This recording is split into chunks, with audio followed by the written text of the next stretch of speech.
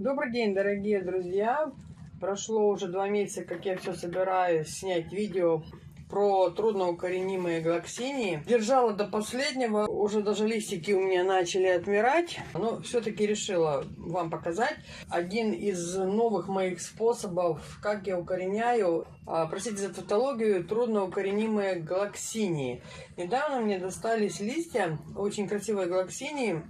Никак я не могла придумать, как эти большие листья поместить в парничок. Наконец мне пришла такая хорошая мысль. Я вам сейчас покажу. При таком способе отлично укоренились. И вы поверьте, что эти листья у меня уже в этих укоренителях, я их так называю, тепличках, они уже стоят 2 месяца. 2. Понимаете как? И только сейчас эти листики стали отмирать, соответственно, потому что у них уже внизу образовались не просто луковицы с корнями, а даже они пустили росточки. Итак, давайте быстренько я вам покажу. Вот у меня банка. Она такая большая, потому что у меня был очень большой лист. Вот вы видите, он уже стал усыхать здесь, отмирать. Но этот лист, поверьте, он был практически доверху вот этой вот, сколько тут, я не знаю. Ну, короче, окололитровая банка. Итак, я вам сейчас показываю, что я сделала.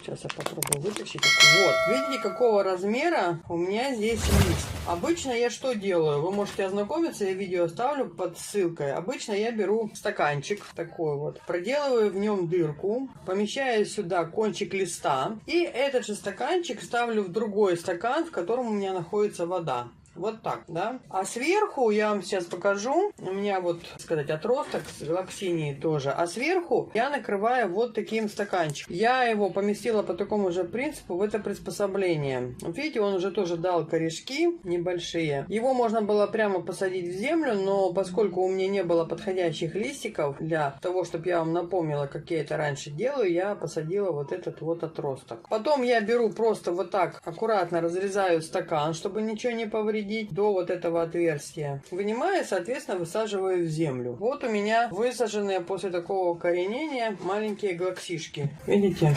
Листочки. Причем они довольно-таки хорошо приживаются. Даже вот сверху практически, видите, какой лист плотный. У него внизу и корни, и луковицы, и он еще пока не отмирает. Он прекрасно себя чувствует. Вот такое вот замечательное укоренение. Но мы сейчас с вами говорим о больших листьях. И вот вы видели, значит, что я сделала?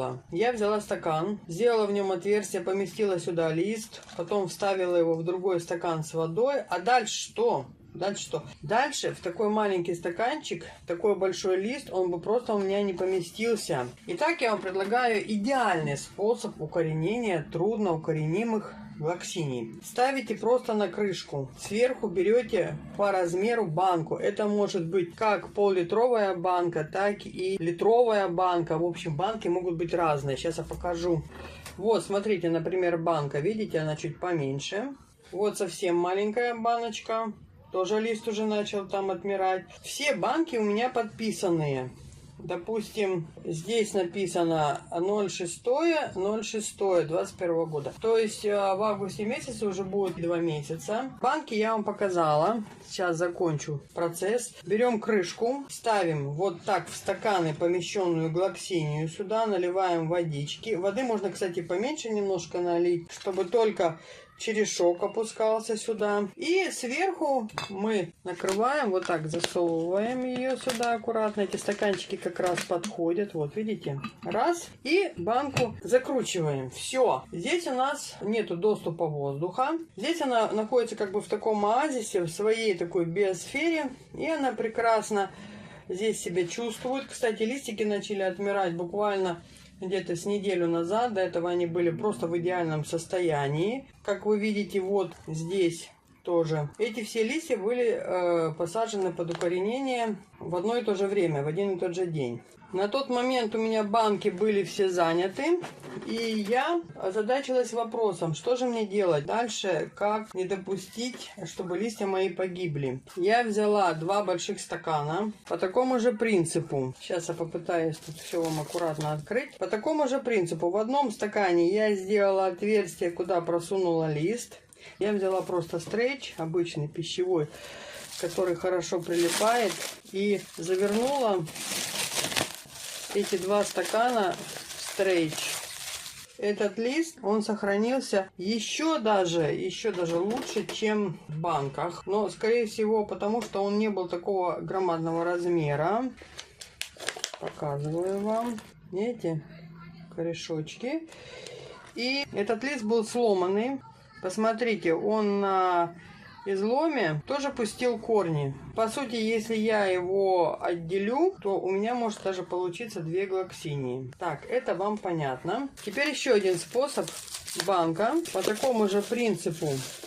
Только не маленькие стаканчики, а большие. Я исходила из подручных материалов. Оставался один большой стакан и один последний лист оставался. Я прорезала в нем дырку в этом стакане, просунула лист, опустила вот в эту банку с водой, видите, и затянула сверху также вот пищевым стрейчем полностью, чтобы воздух не попадал. Вот так, по самый низ банки. Посмотрите, какое идеальное хранение листа. Просто идеальное.